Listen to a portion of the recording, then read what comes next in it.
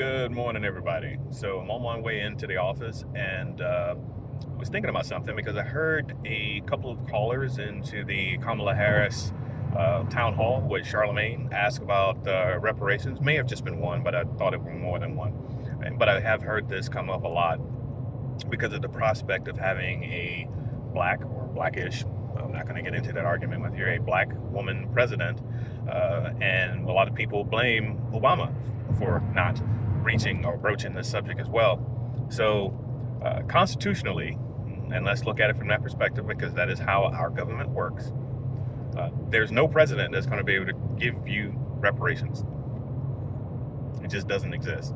If there was a possibility of that, Bill Clinton even looked into it when he offered the apology to black Americans for slavery back in the 90s.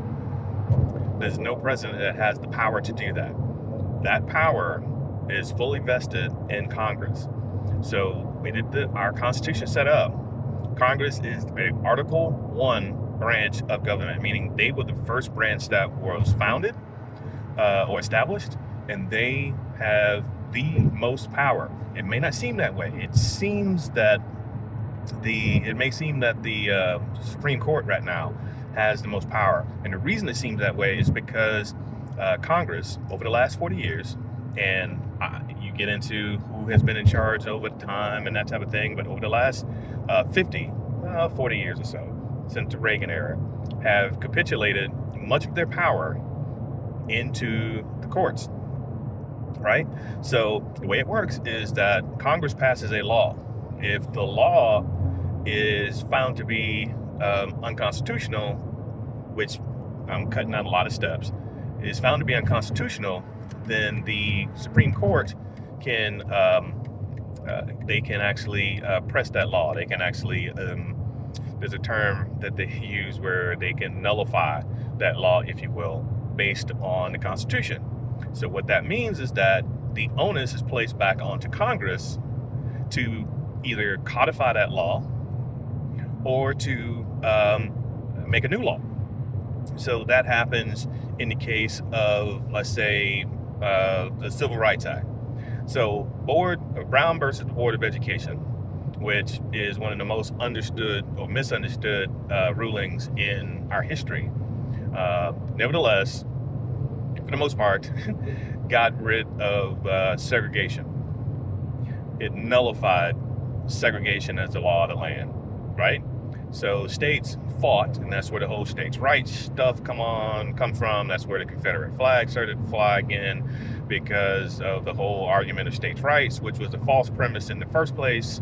That was part of the lost cause of the losers, the Southerners, ones who lost the Civil War, created this whole states' right thing. And yes, the states do have certain rights of self-governance, but the Constitution has what's called the supremacy law, meaning that the federal government always trump whatever comes in. For example, I know this is kind of bouncing, but it's going to come back. The marijuana laws, right? So marijuana is legal in many states throughout the United States. A lot of states find it as a revenue source because they can tax the hell out of it, and they are fine with it being legal. Well, part of that you don't know or may not know is that if you own a marijuana business, it's difficult for you to store your money in a bank because many banks will not take your money or set up a business account for you because the federal ban on marijuana still exists. It is still a Schedule I drug. So under that premise, it is still illegal federally.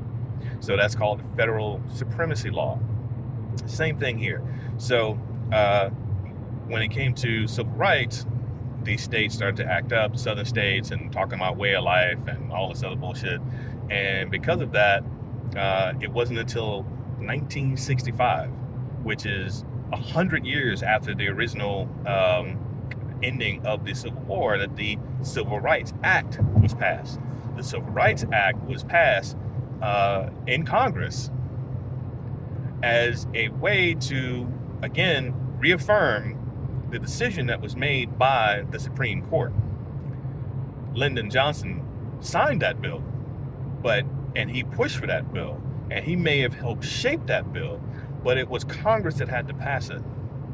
So I say all of this as we talk through these things, because if you're going to get any type of reparations as a black person, as a African descendant of slaves, or however you want to define yourself, of which I am one, an ADOS, it would have to go through Congress. It's not going to come from any presidential candidate. So it's unfair and unrealistic to hold Kamala Harris to that standard when it is something that is outside of her purview. Now, she can propose that law. She can set policy and send it over to Congress as a law, but there's no existing law by which she has the executive authority to enforce reparations under her purview. Now, let's look at something just to close, such as the student loan forgiveness. Now, student loan forgiveness was an executive action that was taken by the Biden administration. And there have been millions, including myself, including my wife, that have had their loans forgiven. And for those of you, I had to pay my loan. Yeah, my loan was almost paid off when it was forgiven. So there's that bullshit as well. But nonetheless, that was passed under executive action. So because it was passed under executive action, states, for racist reasons, and I'm not even going to debate with you whether it was or not. The reasoning, you can read them themselves. They said that it would advantage black people. It's written in the Ohio challenge to the executive action. They said that it would. Anyway, what happened there is that they challenged it in court, and that went all the way to the Supreme Court. Supreme Court said that no, this was unconstitutional because it would impose a tax on the. There were different reasons why, bullshit reasons, but they did give. So they found another way through executive action. Executive action and executive can only be taken through executive order if there is a law on the books that gives them the right to do so. And under the law, there are certain pieces of the educational standards that the president and the executive branch can establish and that they can monitor, but it's something that has to be there already. There's no such law that would give anyone in the Biden or Harris administration moving forward the ability to give you reparations. I just want to make sure I'm perfectly clear about the civics lesson so that you're not doing what we did, what a lot of people did to Barack Obama, where they held him accountable for things that were congressional pieces. And that was also, and I hate to do the blame thing here, but that was also on us as voters, that we did not maintain those majorities in Congress that allowed him to pass more bills or to pass the bills the way that we wanted them to pass. So this is the way it works in general and in action and practice. So please don't hold her to a false standard that she has no legal authority to achieve. If it comes to immigration, those laws are on the bill, on the books. They exist, and so they can enforce or not enforce policy based on the laws that are on the books and whatever rights that are afforded to them by the Constitution. So immigration, the executive orders that came out both from Obama or from Trump or from Biden, they have authority given to them by the Constitution and have been fortified by laws that have been passed by Congress that allow them to have some purview into how border enforcement is undertaken. The authorities that manage those bills are executive level or executive branch entities, but that's what they can do. But even when it comes to the sending troops, Congress has the firm authority and sole authority to declare war on another nation. To send troops for any other action, the executive branch and the chief executive, being the president, has to get allocation from Congress before they can do that. Bush had to do it before he sent troops into Afghanistan and into Iraq. So there has to be, if not a declaration of war, there has to be an allocation from Congress for that. The monies that are being sent over to Ukraine right now and in Israel, those monies are allocated by Congress.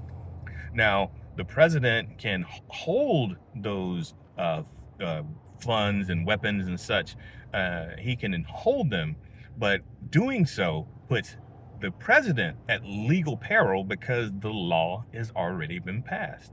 So anyway, I want to make sure that I kind of explain what the role of the executor is, and that you're going to set someone up for failure if you hold her to a false premise that is not realistic and is not within the legal purview of the chief executive officer of the United States, the president of the United States. So that's what it is. I'm almost at the office. I'll holler at y'all later.